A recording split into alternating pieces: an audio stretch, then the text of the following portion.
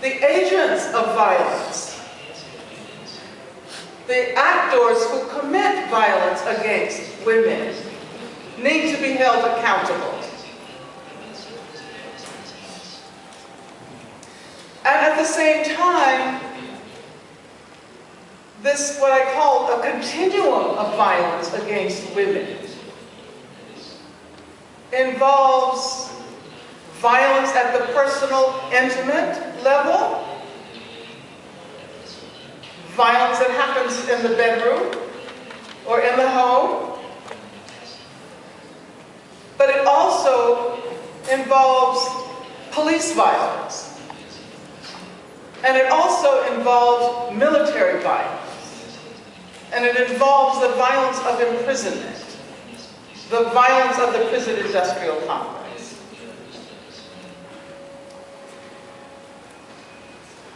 And I want to refer to something we said yesterday about Black feminism, assisting us to think in more complicated ways. And about Black feminism calling upon us to put together ideas that often seem to be oceans apart.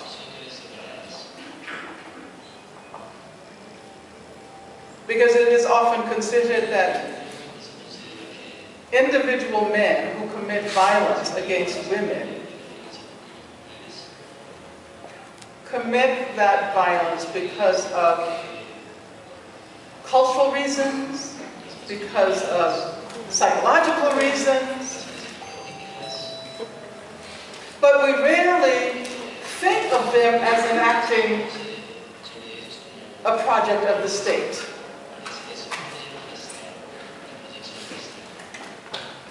And we rarely think about the state as an agent of violence against women. Now, I don't want to talk too long, but I do want to, I forgot to check myself. Which one is?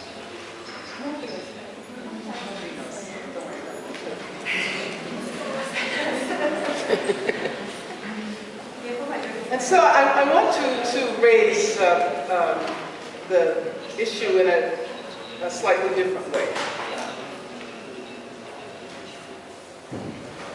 If, as scholars and activists and cultural workers, we are committed to ending violence against women, we must pose the question, does addressing violence through punishment, that's to say addressing violence after the fact, does addressing violence through punishment eliminate that violence?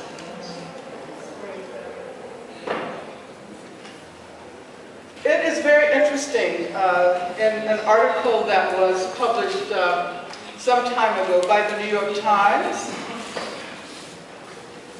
there were statistics that demonstrated that legislation against violence against women, laws against violence against women,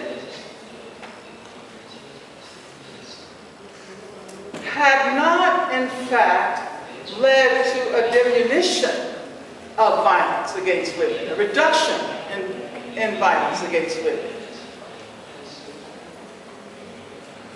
What happened as a result of these laws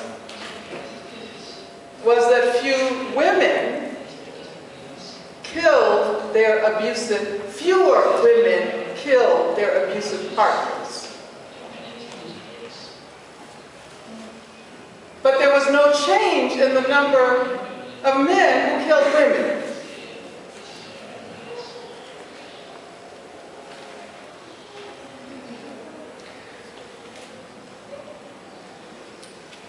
Now, I published an article a couple of years ago that was called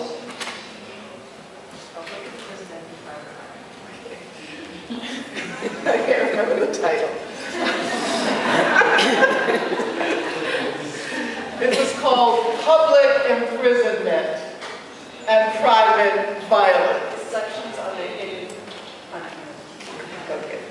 She teaches that article in her courses on women and the law. That's why she knows the title.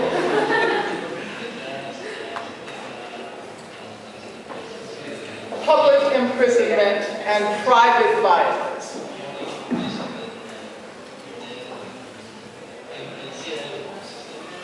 Reflections on the hidden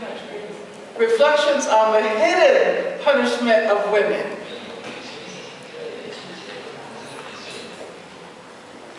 Now, the question I asked in that article was this. Why is there a relatively small proportion of women in prisons all over the world? I think here in Colombia, they're between 6 and 7%. Between 6 and 7% of the some 75,000 prisoners in Colombia are women. And it's about the same in the U.S., although in the U.S. there are 2.3 million people behind bars. Now, some people would argue, well, women are just not that criminal. They don't commit crimes as frequently as men. But in the research I did for that article, I sought for a more complicated understanding of the differential between women in prison and men in prison. And I came to the conclusion that there is a vaster network of punishment directed toward women, so that the state does not have to play as direct a role in women's punishment. Why is domestic violence such a pandemic in the world? Because men have been given the prerogative in a patriarchal structure to punish women when they see the need to do it. So much of the punishment happens in intimate spaces. Whereas punishment to which men are subjected happens more in public places, in terms of the prison. Now, I can also say that there's a greater proportion of women in psychiatric institutions than men.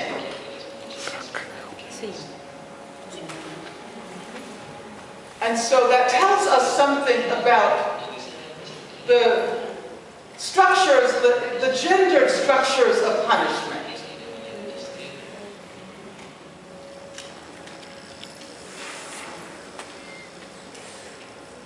Now, I think that since I have been talking for more than 15 minutes, I think I'll end with this notion of the gendered structures of punishment, which complicate violence against women, and which lead to connections and interconnections between violence in intimate spaces and violence in public spaces. And I will also point out that even as we think about the gendered structures of violence, we should be aware of the importance of contesting the binary structure of gender. Now, I've talked about the gender of race, the race of gender. And now I'm saying that we need to contest the binary structure of gender so that we do not always assume that when we speak about gendered violence, we're speaking about violence against women per se and violence against men per se. As a matter of fact, even though I don't have time to elaborate, I would argue that transgender persons are far more systematically subject to violence. Violence that happens in private spaces and violence that happens in public spaces. And I think this is probably true of most urban areas in the world. There is a greater percentage of trans people who are arrested and who go through the law enforcement and the court system and the prison system than any other community of people.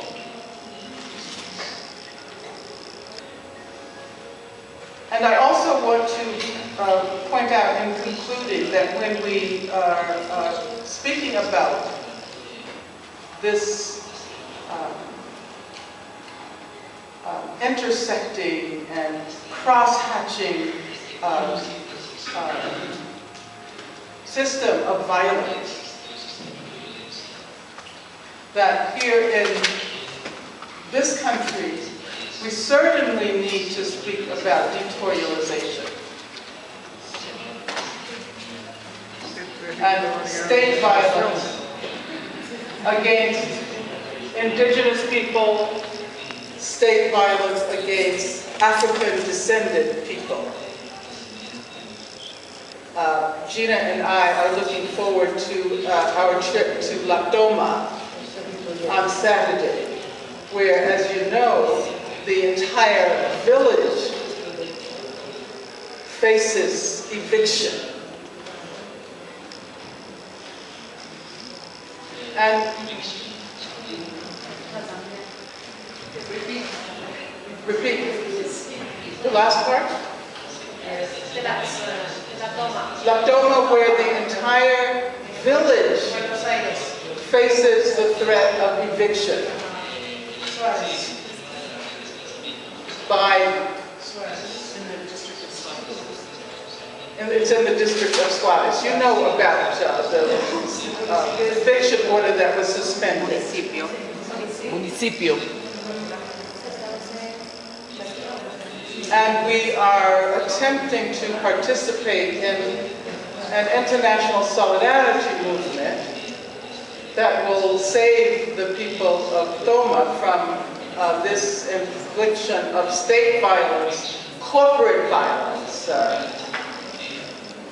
and the entire structure of violence that permeates women's lives there. Thank you.